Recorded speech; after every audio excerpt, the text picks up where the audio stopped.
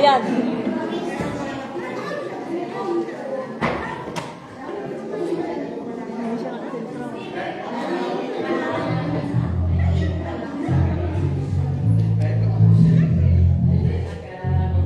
Praise the Lord.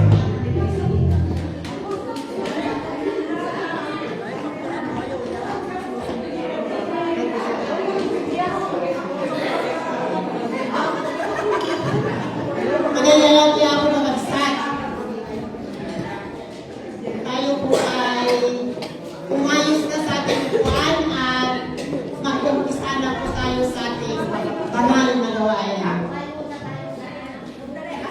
In Jesus' name. Sa tagal kong hindi tumayo sa harapan niya, parang pininervyos ako.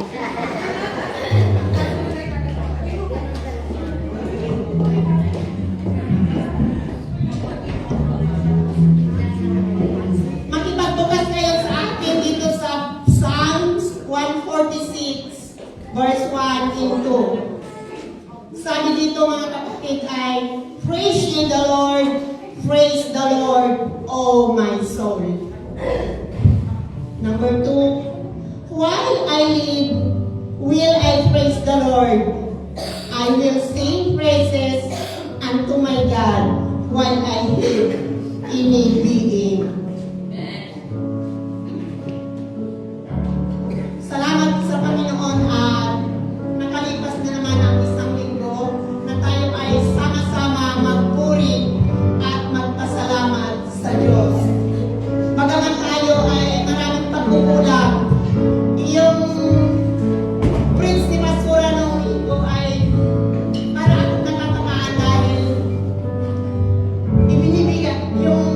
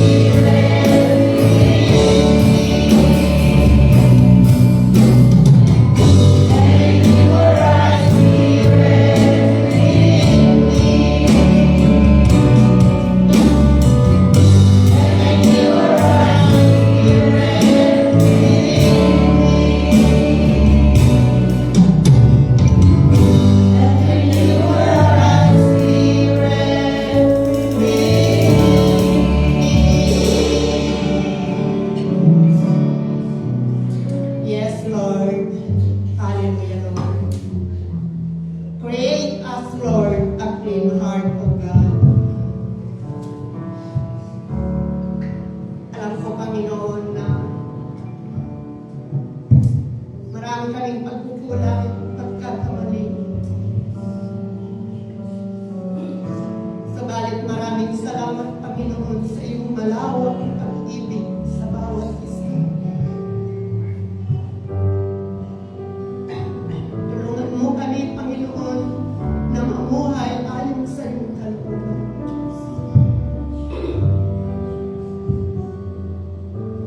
Panginoon, sa bawat isa, sa iyong tahanan,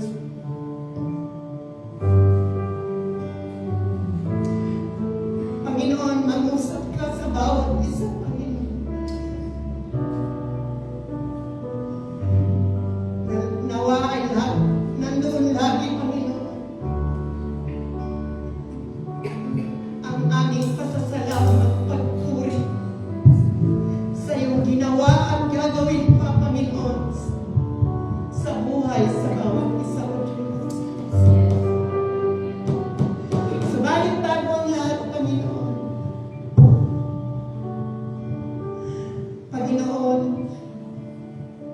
sa lugaring ito, about iyong bahay-sambahan, Panginoon, kung ano man ang gawain ng kaaway, kami po ay iyong protektahan. Para sa pagkakataong ito, Panginoon, ay malaya kaming magpuri at magpasalamat sa iyo, O Diyos. At maging, Panginoon, kung ano ang nagawa namin hindi kalugod-gulong sa iyo. Patawarin mo, O Diyos, ang bawat isa. Ikaw ang nakakaalam, Panginoon, ang buhay ng bawat isa. Sa oras na ito, Panginoon, wala kaming hangad na pumarito, O Diyos, sa iyong bahay-sambahan. Kundi ikaw, Panginoon, ay mapasalamatan, mapapurihan ka, Panginoon, sa buhay ng bawat isa. Pakalinisin mo kami, O Diyos. Nawa ang iyong banal na Espiritu ay laging sumama sa amin, Panginoon. Dahil kung sa aming kakayahan, O Diyos, wala kaming magagawa. Tulungan mo ang bawat isa, O Diyos. Sa oras na ito, Panginoon, ay aming inilalapit sa iyo ang aming gawa.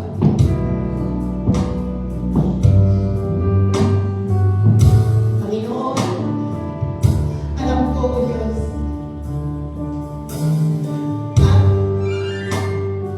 ang iyong mapagpalang kamay, Panginoon, aming inilalapit ang bawat isa, Panginoon, alam ko, Panginoon, ay may pangangailangan, O Diyos. Ito man ay kagalingan ng physical na katawan, ikaw ang ilang magkagagamot, O Diyos.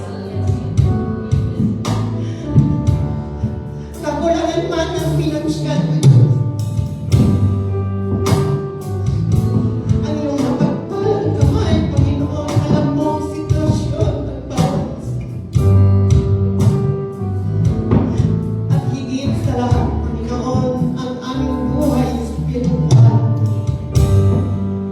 Kami ay iyong palaguin, O Diyos. Tulungan mo po kami, Panginoon. Sa araw na ito, O Diyos, ang aming pag-aawitan.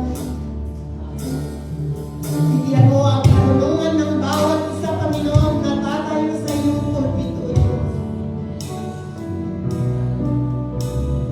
Na mula pa sa pag-aawitan ay madama na namin ang iyong banal na presensya, O Lord.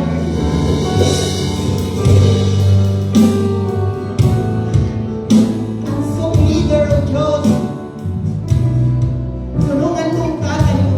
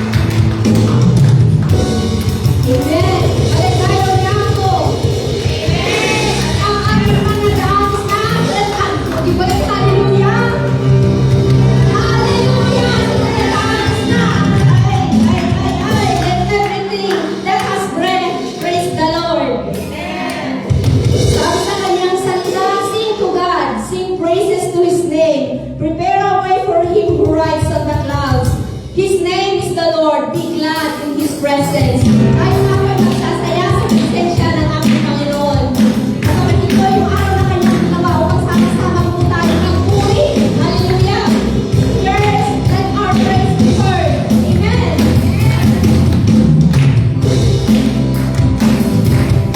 We sing this is the day. Hallelujah!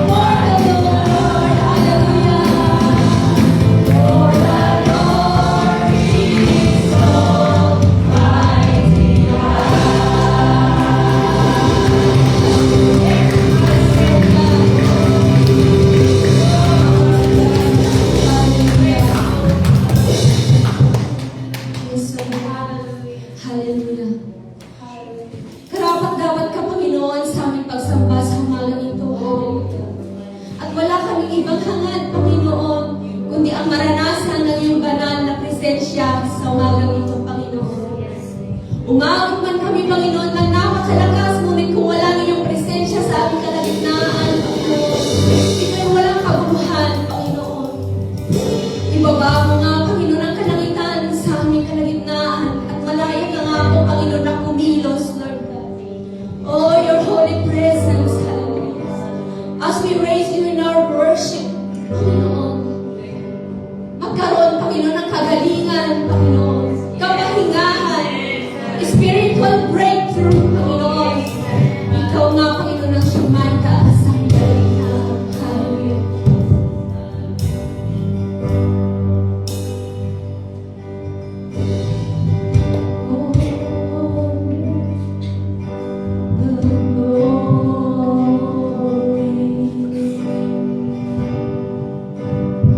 Oh, your presence.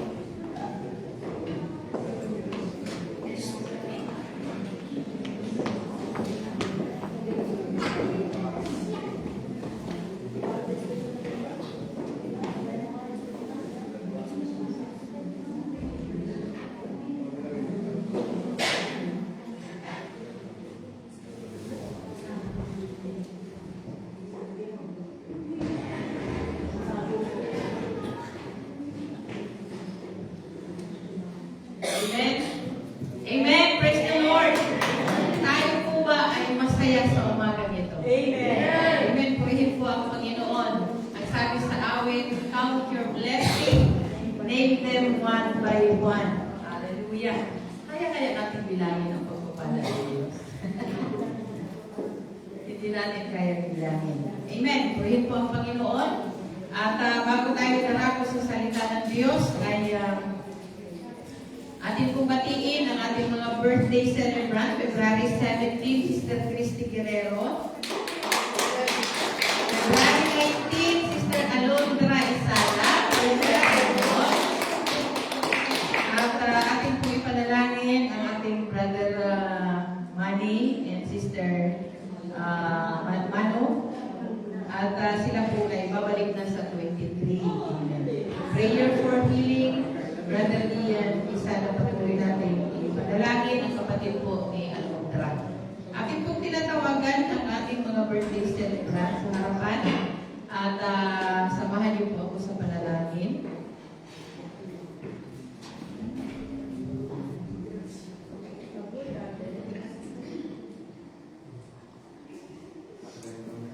Hallelujah. Purihin ka, O Diyos, sa umagang ito, Panginoon. Kami po'y nagpapasalamat sa iyong presensya sa umagang ito na aming naranasan, Panginoon, mula pa sa umpisa, pagpasok namin sa lugar na ito, Panginoon. Ramdam na namin, Panginoon, ang iyong presensya. Kung kaya't sa umagang ito, Panginoon, manatili ka sa aming kalagitnaan.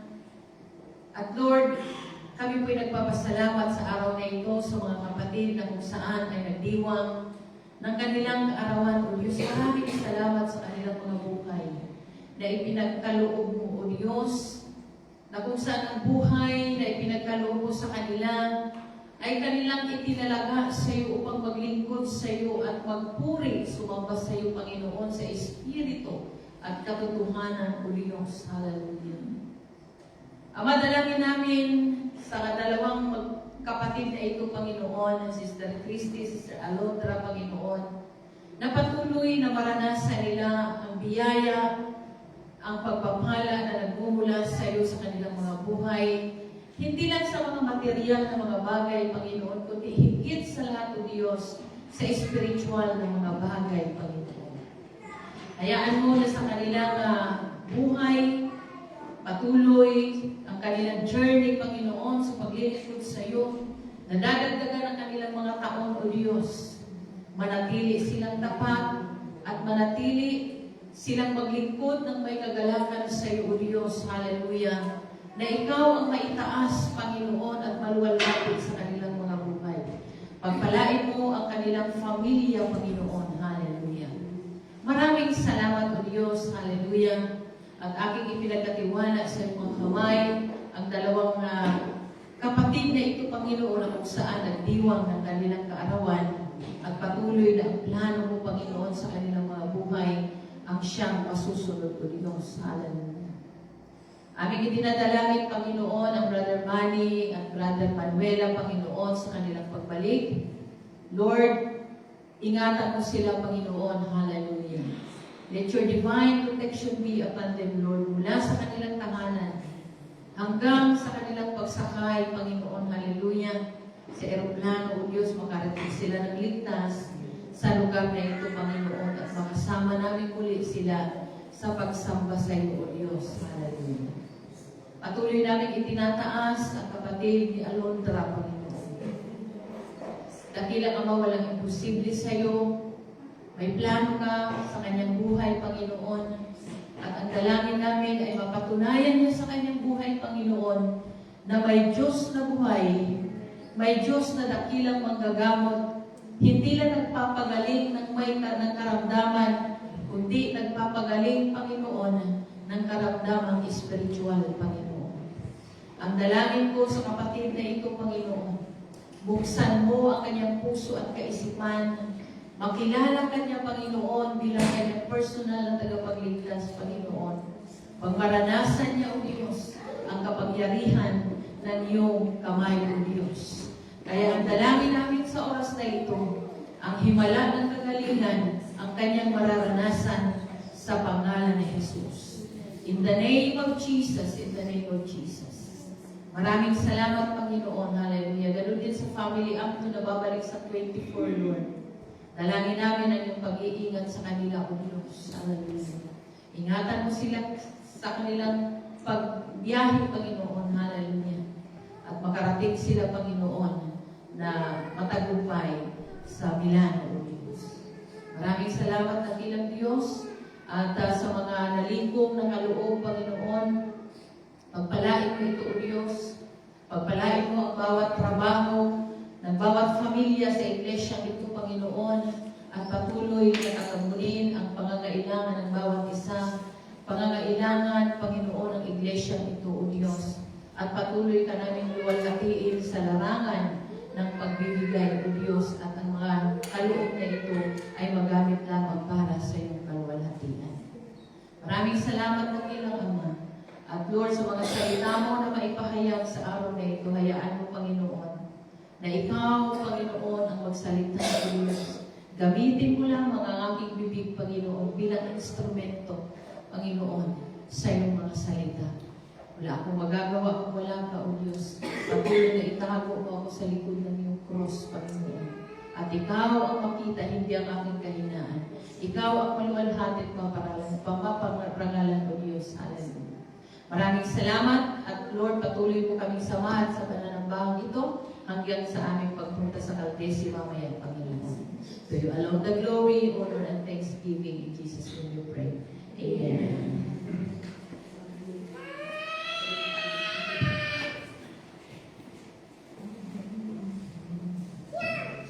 Amen. Purihin po ang Panginoon. At salamat sa araw na ito na ito po ang araw na gawa ng Diyos. At alam ko po na sa bawat isa sa atin, hindi ko na kailangan tanungin kung ano ang dahilan bakit tayo pumunta dito. Dahil isa lang ang dahilan kung bakit tayo pumunta dito, ang sambahin, purihin, at pasalamatan ng ating Panginoong Diyos. Amen. Hallelujah. Sa umagang ito, pag hindi tayo magtagal,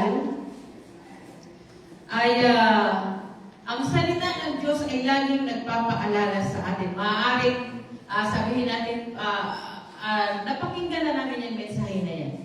Lagi na lang naririnig. Pero ang salita ng Diyos ay laging nagpapaalala sa atin. Amen? Purihin po ang Diyos. Kung kaya sa umagang ito ay atin pong pag-uusapan ang patungkol sa tunay na pagsamba. Amen? Ang tunay na pagsamba. Ano po ba ang tunay na pagsamba? What is true worship? Amen? Marami pa rin sa atin na pagdating doon sa word na true worship, hindi pa rin natin mauunawaan at lalo nang hindi natin nagagampanan, hindi natin nagagawa kung minsan. No? Kaya laging ipinapaalala sa atin ng Panginoon ang mensaheng ito. Ngayon, para mas maintindihan natin ang tunay na pagsamba, tingnan po natin yung iba't ibang salita na ginamit sa lumang tipan. No? Sa Hebrew na word na salita. Number 1 ay yung tinatawag na syaka. Na ang ibig sabihin ng syaka ay yumuko, magpakumbaba, mag-submit sa Panginoon. Yun yung number 1, syaka. Pangalawa is abad. Na ang ibig sabihin ng abad, ito po ay mula sa Hebrew word. Ang ibig sabihin ng abad ay maglingkod, magtrabaho para sa Panginoon. Pangatlo, yung tinatawag na halal. No? Ibig sabihin, magpuri ng may saya. No? Katulad natin pagpupuri sa kanina. Rejoice, rejoice, rejoice, sabi ng worship leader, meron namang mga nakasimangot. Para hindi naman nakikita sa mukha na nagre-rejoice. Diba? Maaaring may mga dalahin sa buhay.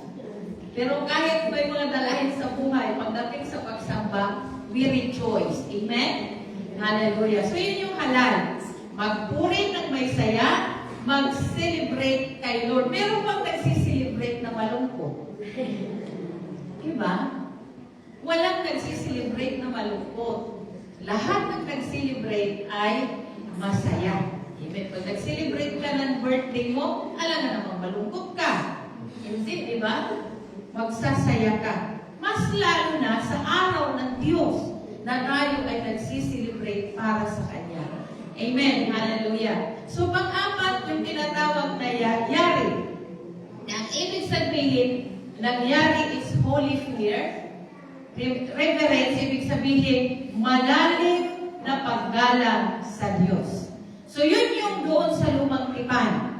No? Yung iba't ibang wika o salita sa lumang tipan. Pagdating naman sa bagong tipan, ito yung lagi kong nababanggit, ay tingnan natin sa yung sa bagong tipan. Ito naman yung wika sa Greek word, no? Sa Greko na pananalita na ginamit. Number 1 is proskuneo. Na ang ibig sabihin ng proskuneo, paghalik sa kamay, o pagluhod, pagdapa, o pagsumasok, yung ganon. Sa harap ng personalidad ng mas mataas at dakila kaysa sarili. Nakita kayo ng mga pelikula na may mga king, no? Kapag yung kanilang mga workers, ganun na lang yung kanilang paggalang sa hari, no? Na nakayukop sila. At yun yung proskuneo. Pangalawa is yung tinatawag na latreo sa Greek, meaning sacrificial na paglilingkod. Ito po ay nabanggit kagabi doon sa Bible study sa Mareli. Sacrificial na paglilingkod. Pangatlo, yung tinatawag na sibumay, meaning, ibig sabihin, matinding paggalang at lubos na devosyon sa ating Panginoong Diyos. Amen. Yung salitang matinding paggalang, no, alam natin yung salita na yun. At lubos, pag sinabing lubos na devosyon, lubos mong itinatalaga, idinidevote yung sarili mo sa Panginoon. Pang-apat is yung tinatawag na ainos. No, na ang ibig sabihin ng ainos, spoken praise. No, pasasalamat, paghalik. No? Kapag pala tayo ay nagpupuri sa Diyos, hinahalikan pala natin ang Panginoon. Purihin po ang Panginoon. Kaya, sa ating pagpupuri sa Diyos, hindi pala yan basta-bastang puri. Dahil, sabi sa ibig sabihin ng ainos is spoken praise. No? Magpapasalamat ka sa Panginoon at sa iyong pagpupuri ay humahalik ka sa Diyos. Amen. Hallelujah. So, whenever we worship, we are pleasing the Lord. Amen. Hallelujah. Ito yung ating affection sa Panginoon. Dito natin ini-express yung ating affection, yung ating pag-ibig at pagmamahal sa Diyos. So, ang lahat ng meaning na ito, paghalik sa kamay, paglingkod, pagyukod, pagsamba, pagsubmit, paggalang, devotion, ay mag-a-arrive tayo sa iisang kahulugan. Ano yon? Na ang worship ay ang pagbibigay karangalan sa Diyos. Amen? Hallelujah. Ang worship ay ang pagbibigay karangalan sa Diyos. So, ang key idea dito, sabi dito, ang tunay na pagsamba ay ang pagbibigay karangalan sa Diyos sa pamamagitan ng iyong, number 1, puso, pangalawa, salita, pangatlo, ay buhay. Amen. Uulitin ko, ang tunay na pagsamba ay ang pagbibigay karangalan sa Diyos sa pamamagitan ng iyong number 1 is puso, pangalawa ay salita, at pangatlo ay buhay. Tandaan natin yung tatlong puntos na yun. No? So, una, tingnan natin yung puso. Buksan natin ang ating mga Biblia sa Psalms chapter 86 verse 12. Tingnan natin kung ano ang sinasabi sa Salmo. Salmista David, Salmo ni David. Ang sabi niya doon sa English, pakilagay sa Tagalog, na babasahin ko sa English. Sabi niya, I will praise you, O Lord, my God. Sabi niya, with all my heart. Sabi niya. With all my heart. No? And I will glorify your name forever. Amen? So yung salitang with all my heart. No? Puso. No? Ngayon, ang sabi sa John 4:21-24, lagi natin itong nababanggit, nababasa ninyo. So dito sa kwentong ito ay ating makikita na kausap ng ating Panginoong Jesucristo ang isang babaeng Samaritana. No? At ang babaeng Samaritanang ito ay nagtanong sa ating Panginoong Jesus na ang kanyang katanungan ay ganito. Ay, saan ba ang tunay na lugar ng pagsamba? Yun ang tanong ng babaeng Samaritana. Sa Gerizim ba? Ang Gerizim na lugar ay doon sumasamba yung mga Samaritana. You know? Or sa Jerusalem ba? So mga Hudyo naman yung tinutukoy doon. Sumagot ang ating Panginoong Jesus. At ganito ang sagot ng ating Panginoong Jesus. Parating na ang panahon na hindi na lugar ang basihan ng pagsamba, kundi sa Espiritu at katotohanan. Amen. So, ibig sabihin, hindi lugar ang basihan. Amen? Kundi ang ating pagsamba sa Diyos ay sa Espiritu at katotohanan. Ay magpapatuloy. No? God is a spirit, and His worshippers must worship in spirit and in truth. Ibig sabihin, buong puso, buong pagkatao, buong kaluluwa, at sa katotohanan, at ayon kung sino talaga ang ating Panginoong Diyos. Amen? Hallelujah. Hindi peke ang pagsamba, hindi pa-impress, no? Dahil may nakakita sa'yo, no? Hindi dahil sa tradisyon lang, no? Ang nais ng Panginoon, He wants you to worship and love Him with your whole heart. Buong puso ang pagsamba. Pangalawa, yung salita. Ang sabi sa Psalms 34:1, I will bless thee, O Lord, at all times. At all times, sabi niya. His praise shall continually, sabi dito, be in my mouth. Yung word na continually, yan sa NLT is constantly. No? Ibig sabihin, nagpapatuloy ang pagpupuri. Amen. No? Nagpapatuloy ang pagpupuri. Anong gagamitin? Yung ating mouth, yung ating bibig, amen, sa pagpupuri ng Diyos. Kaya ang bibig pala na ito ay hindi ginagamit sa anumang mga bagay na hindi kalugod-lugod sa harapan.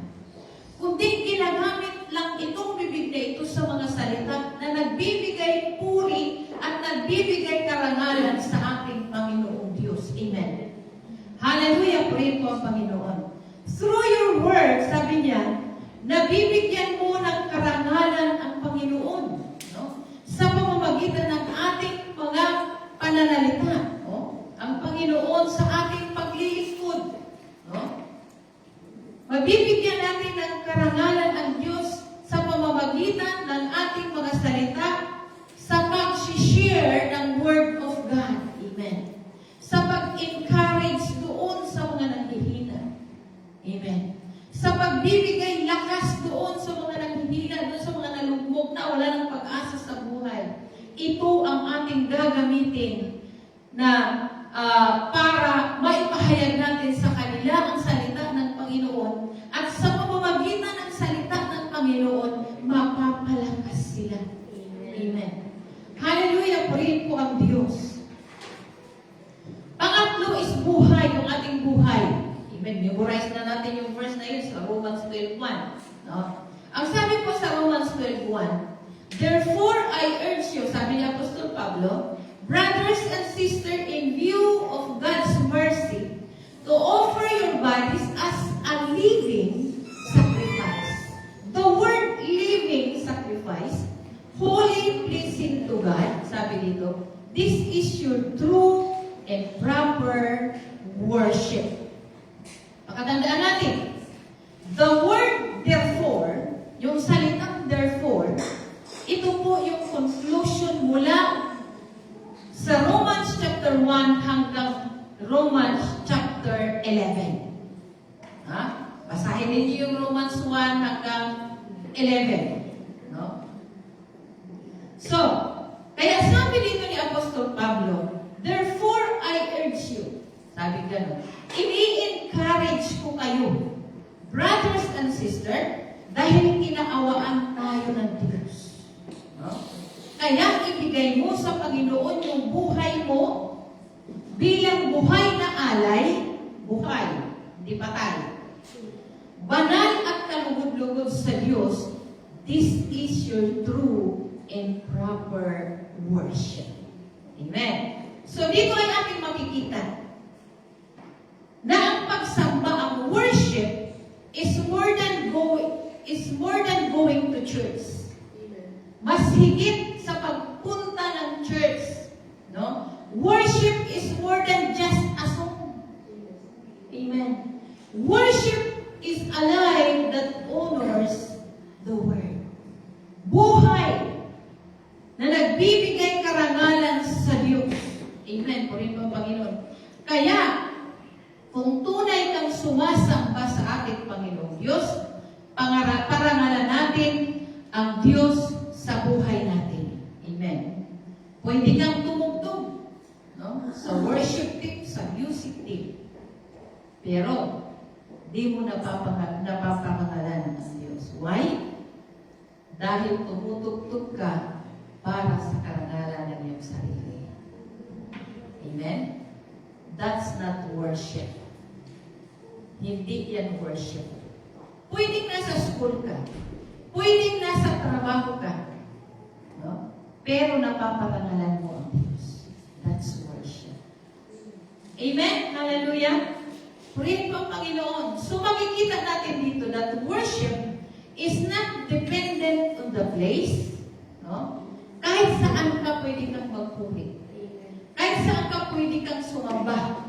No? Pero ang tanong, napaparangalan mo ba ang Panginoon?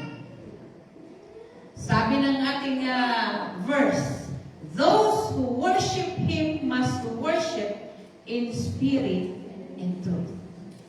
Paano natin mapaparangalan ang Diyos sa ating buhay? Another question. Number 1. Mapaparangalan natin ang ating Diyos sa ating mga buhay sa pag-surrender. Amen. Sa pagsuko. No? Kaya uulitin ko yung Romans 12:1, sabi niya, offer your bodies as a living sacrifice. Ang totoong pagsamba ay ang buong pagsuko ng puso. Amen.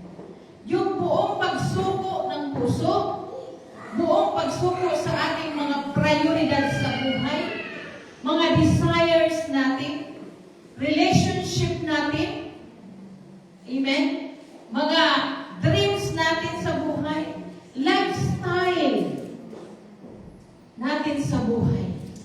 Ang mga ito ay kailangan natin isuko sa Diyos. Amen. Isuko natin sa Panginoon. Hindi partial. Amen. Hindi conditional, kundi total surrender. Amen. Tayo mga Pilipino, mahilig tayo sa conditional.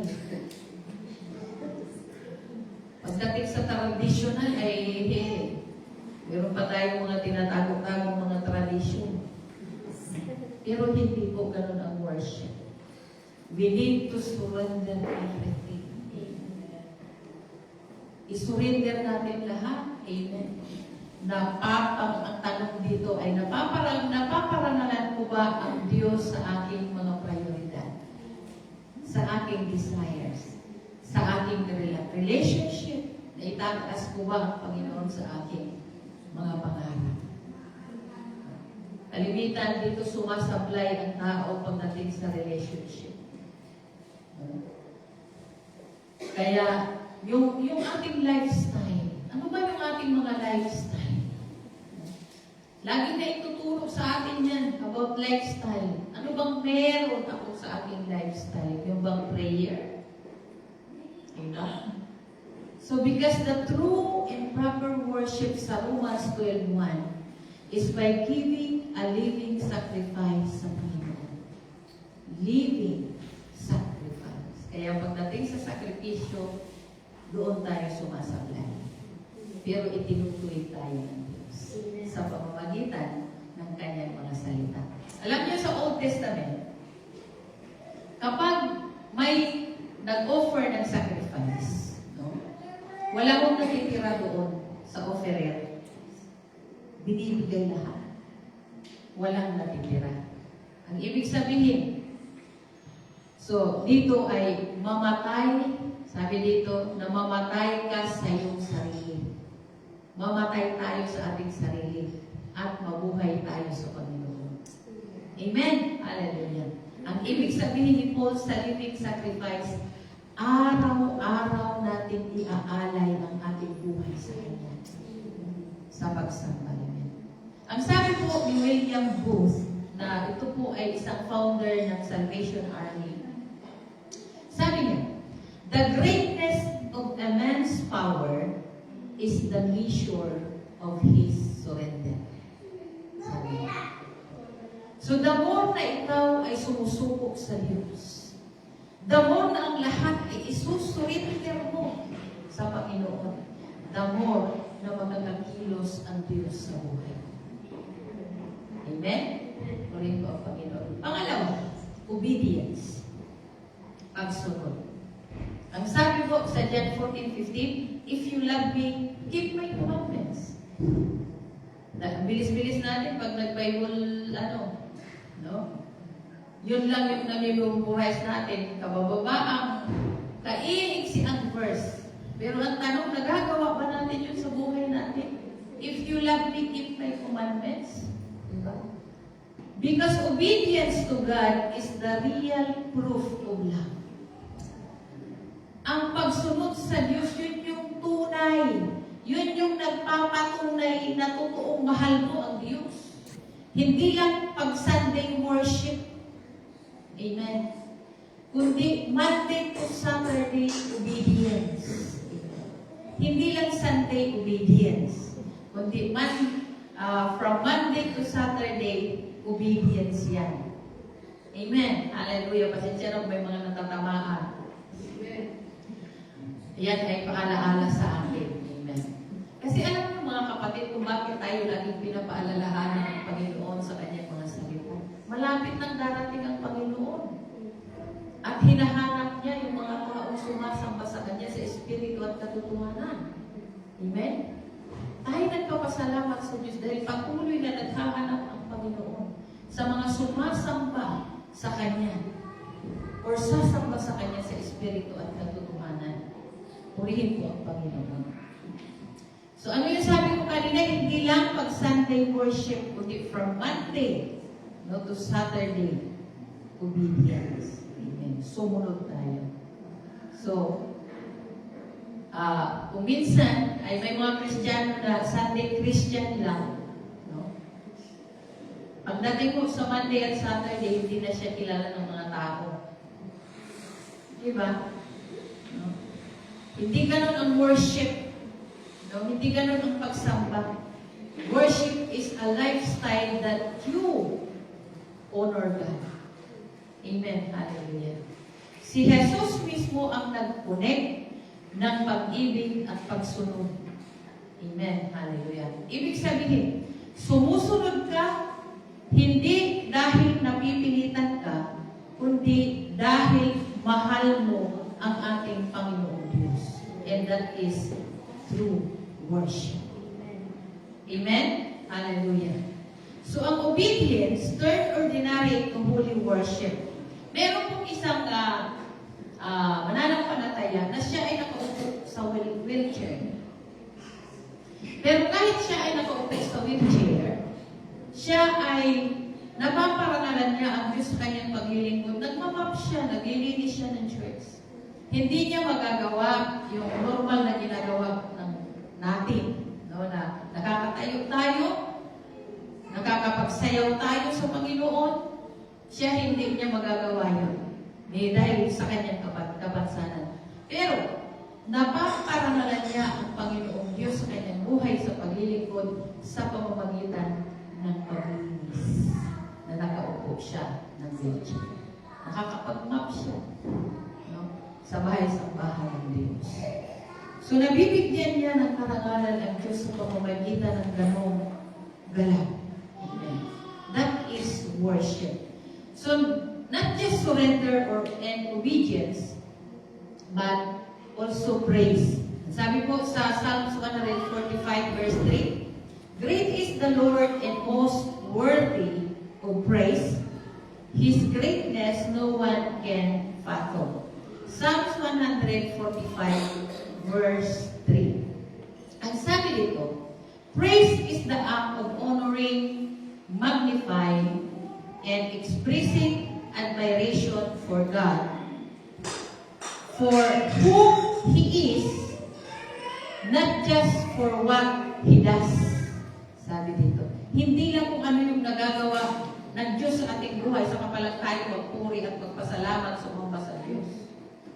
Amen? Ang pagpupuri ay isang kilos o galaw na nagbibigay pugay, sabi dito, pagpaparangal at pagpapakahayag ng paghanga para sa Diyos kung sino siya, not just for what He does. Amen. Piliin mo magpuri, magpasalamat, at ialay ang lahat sa Kanya anuman ang mangyari sa buhay natin. Sa panahon man ng kaginhawaan, panahon man ng kawalan, panahon man ng kahirapan, piliin natin magpuri sa Diyos. Piliin natin sumamba sa Diyos. Hallelujah. Kaya sabi sa awit, praise God even in good times and bad. You have to worship the Lord. Amen. Hallelujah. We have to worship the Lord. Why? Because worship to the Lord is a weapon. Ito yung ating sandata na ginagamit upang patumbahin ang kaaway. Upang patumbahin ang mga gawa ng diablo. Amen. Hallelujah. Praise is a lifestyle of gratitude. Amen. Sa bawat hamon ng buhay, no? Kahit sa victory, kahit sa tagumpay, no? Because His goodness never changes. Dahil ang kabutihan ng Diyos ay hindi po ito nagbabago. Praising God is having a heart of gratitude. Amen. Hallelujah. Sa Biblia, kung meron mang isang tao na nagbibigay karangalan sa Diyos sa buhay niya, walang iba kundi si Daniel. Alam niyo ang kwento sa buhay ni Daniel. Now, si Daniel, sabi dito, si Daniel ay hindi man siya naglilid ng worship mga worship songs. Hindi siya naglilid. Pero sabi dito, but he lived a life that honored God, even in a pagan nation. Sabi niya, his life displays what true worship truly looks like. Sabi niya. Kahit nasa pagan nation siya, pero ipinapakita niya na siya ay tunay na mananamba sa ating Panginoong Diyos. Amen. So ano ba ang meron kay Daniel? Bakit ganito na lang katibay ang kanyang paninindigan?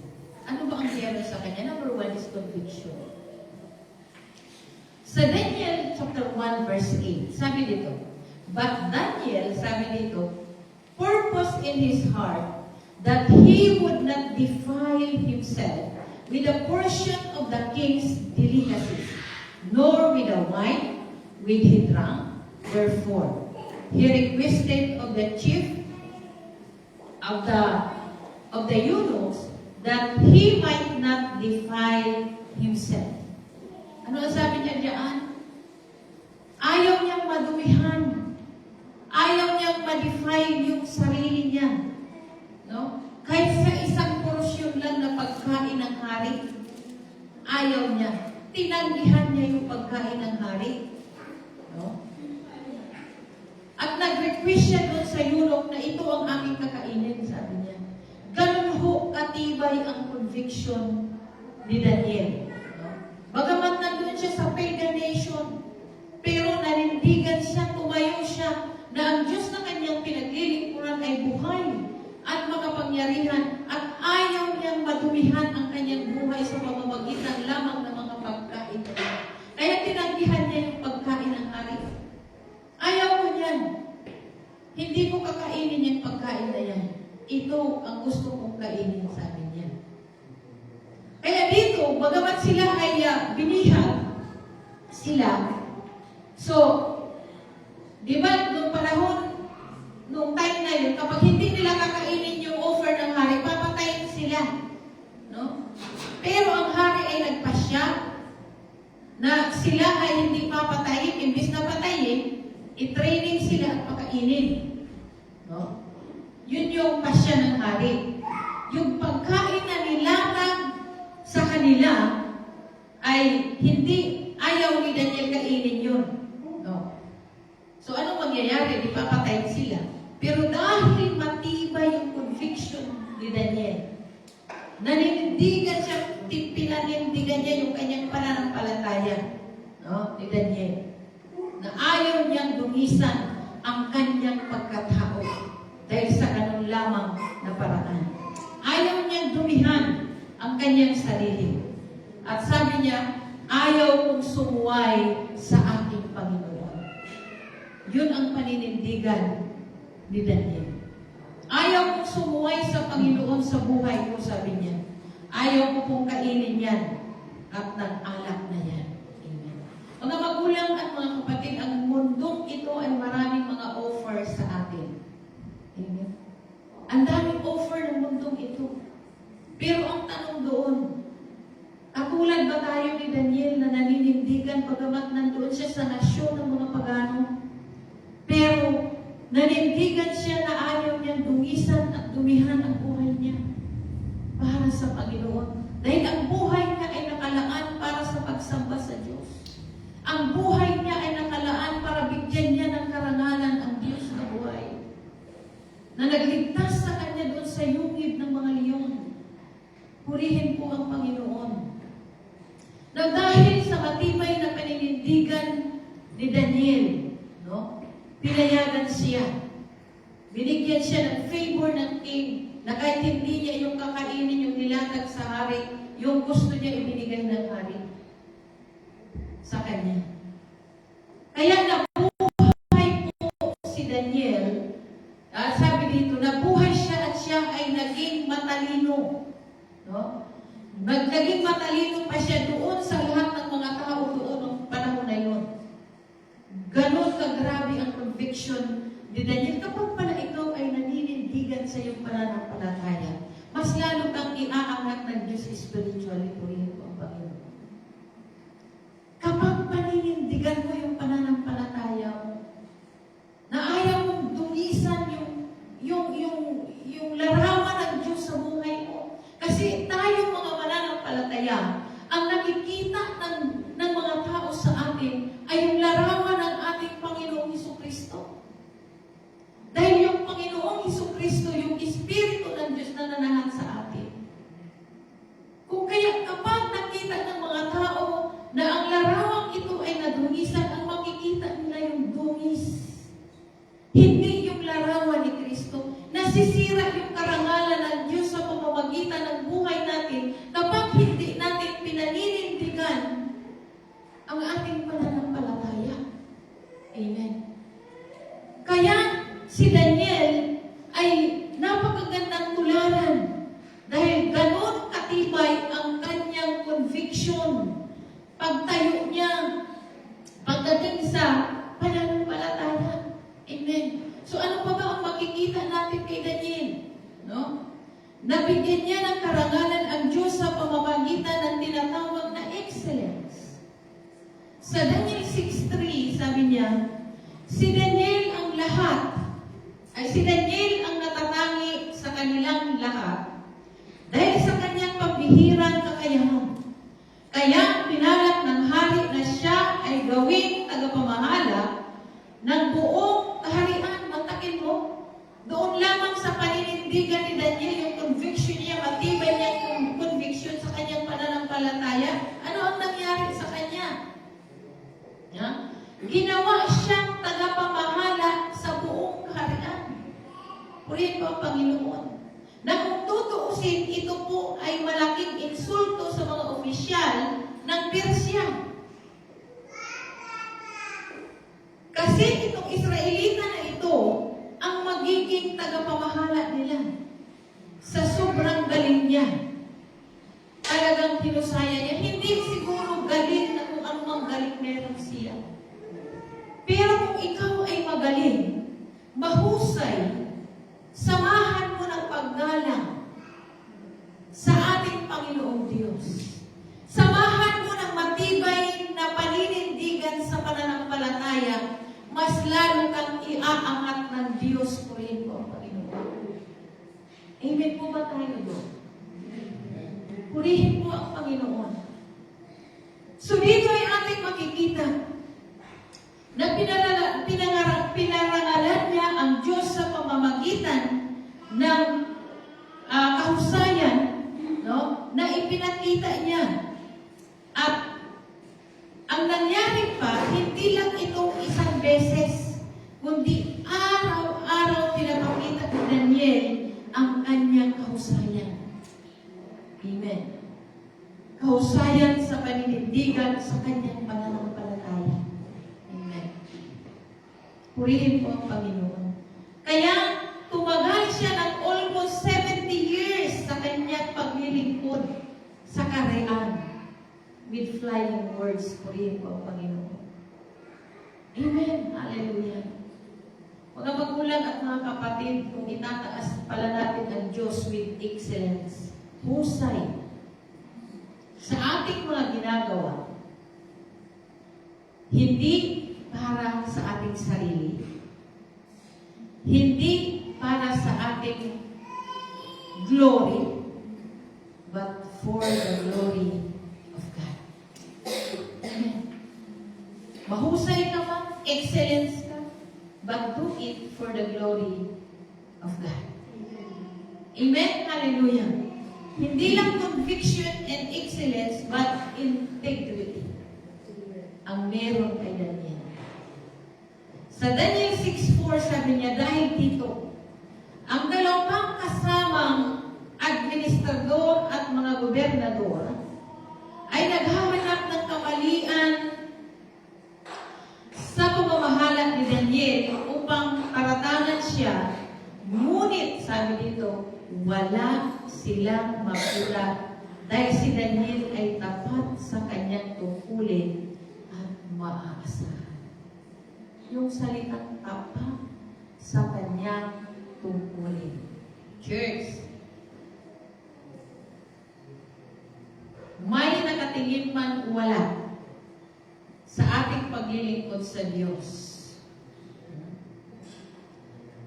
Ikaw ay marangal na sumusunod sa Panginoon. Amen. Nakakalungkot lang. Meron akong nakita sa Facebook na nagtitinda ng tinapa. At sinubukan kong mag-order at naging ko kahapon. Yung pala, sabi ko, familiar sa akin ang babaeng ito. Yung pala, ay membro pala siya nung ako'y nagpastor doon sa Porta Venezia. Yung ano ni Pastor Dan Caligasa. So sabi ko, kilala kita. Sabi ko gano'n. Wala si Pastora, nakalimutan na ako. Sabi niya, saan pa kita na-meet? Sabi ko gano'n. Pastora, sabi niya sa Porta Venezia, membro mo ako noon. Ang nakakalungkot lang, siyempre Kristiyano. Diba? Through worship,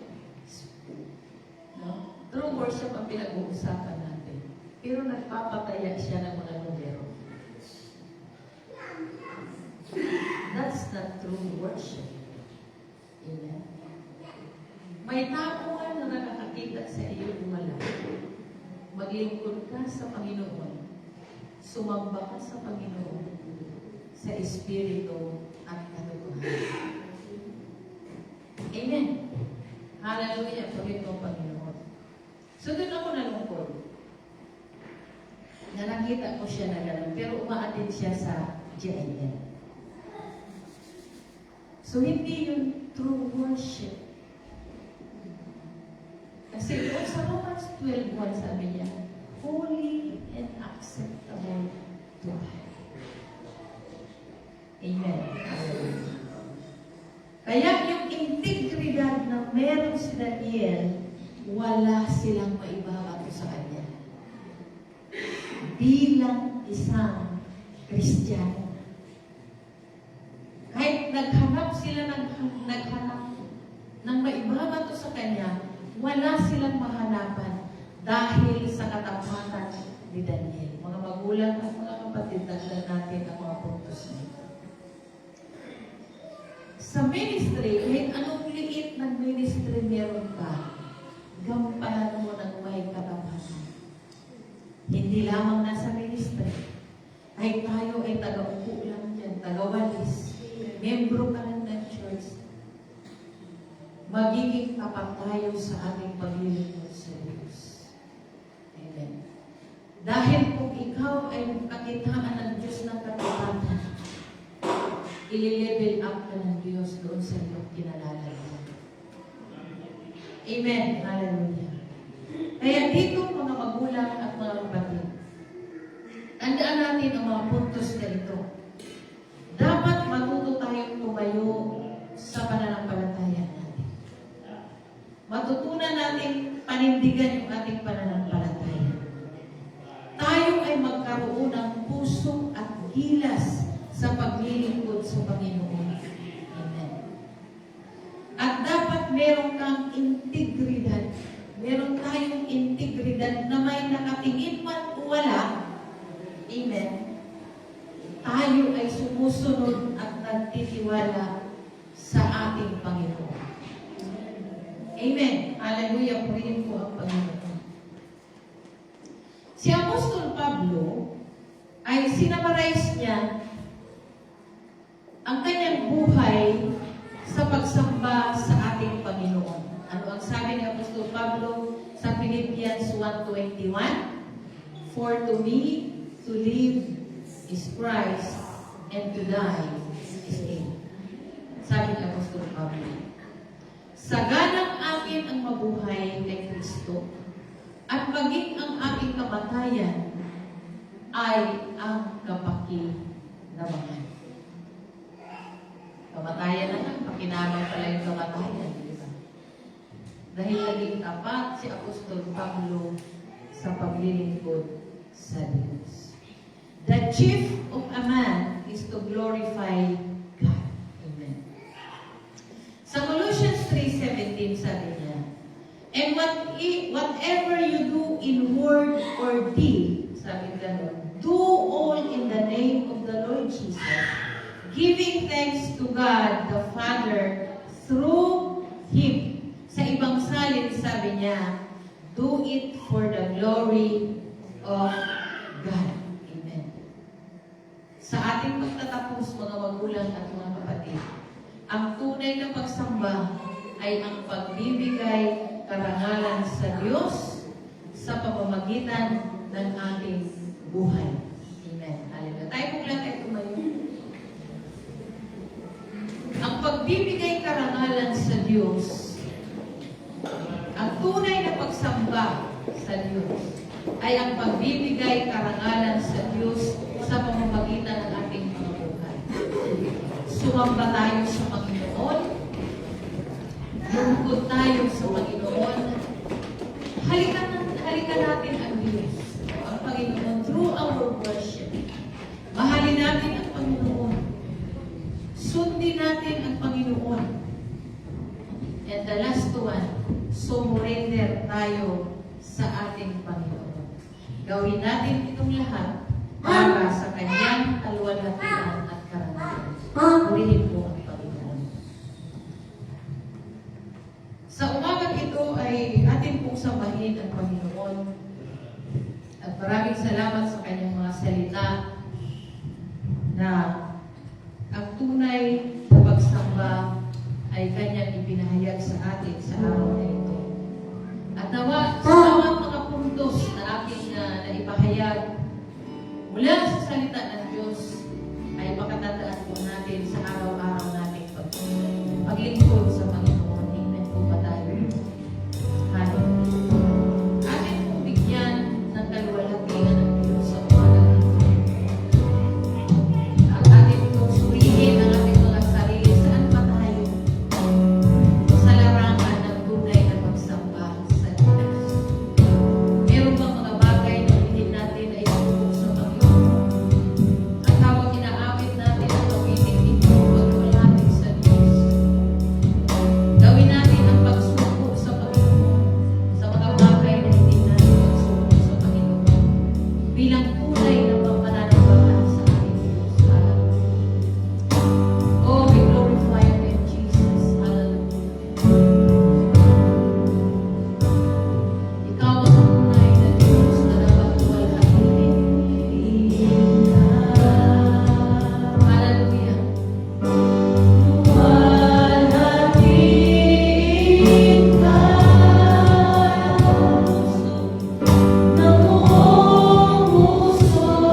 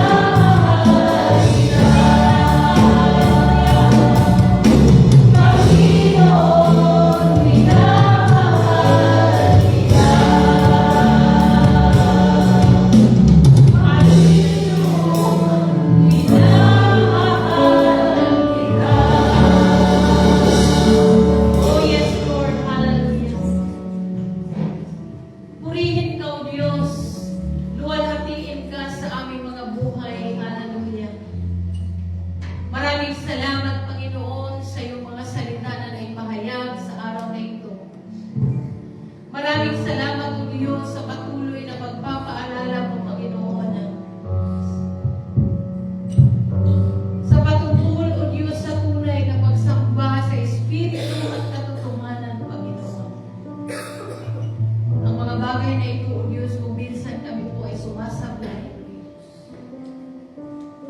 Marami kaming prioridad sa buhay. Maraming distraction, Panginoon, sa aming kapaligiran. Nakilang Diyos sa oras na ito, suriin mo ang aming mga buhay. Suriin mo ang aming mga puso, Panginoon. At kung meron mga bagay na hindi pa namin na isusubok sa iyo, O Diyos, nakilang Ama sa oras na ito ay aming isinusuko, Panginoon, ang aming buong buhay sa iyo, O Diyos. Ang aming puso, kaisipan at kaluluwa, lakas, Panginoon. Hallelujah. Nakilang Diyos, turuan mo kami, Panginoon.